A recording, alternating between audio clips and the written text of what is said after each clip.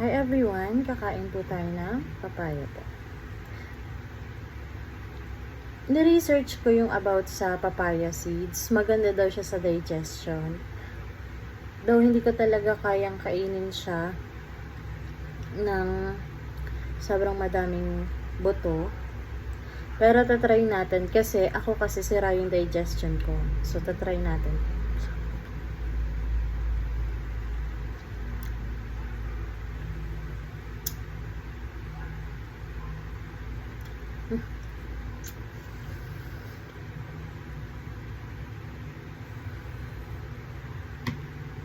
Hindi ko talaga kaya. So, tatanggalan na natin siya ng buto. Ayoko nang magpanggap.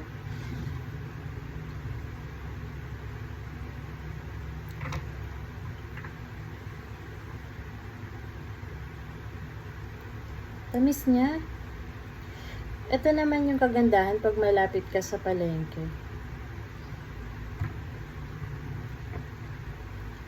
Hindi ko siya kayang kainin ng may buto kasi parang na-choke ako.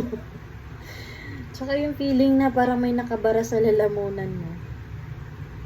Hindi siya kayang tanggapin ng ng tiyan. Tanggalin na lang natin.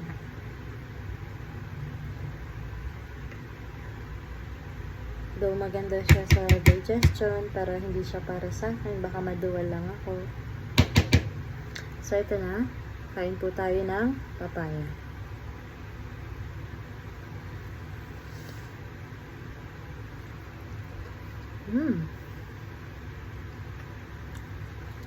Tamis niya.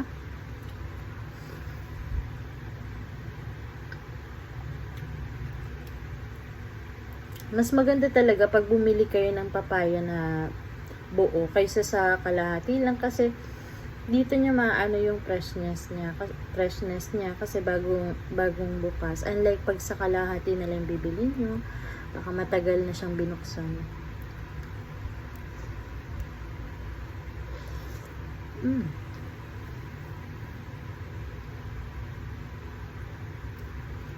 Sarap ng papaya.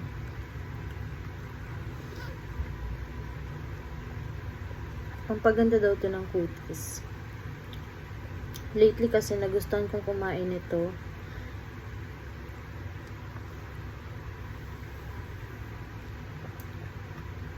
Pati pakwan. Kaysa naman magmukbang ako ng unhealthy foods, mas okay na tong papaya na lang.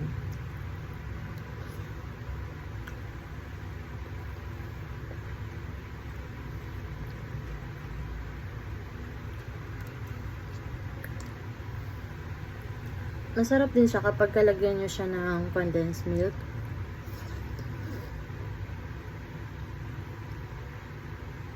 Ang tamis, tsaka tapioca pearl. Sarap ng tamis.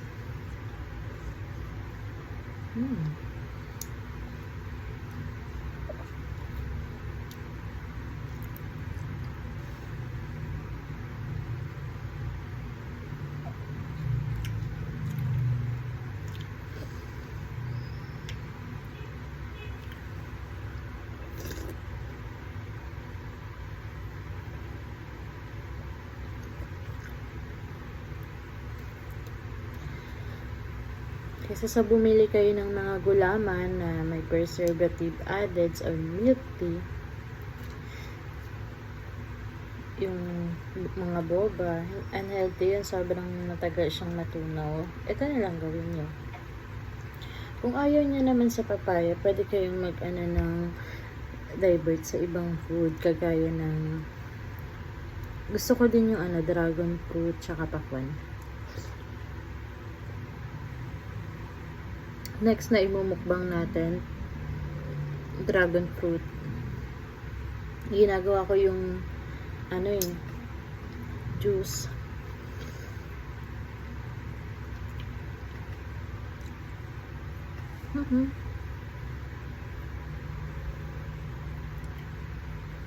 Thank you guys for watching.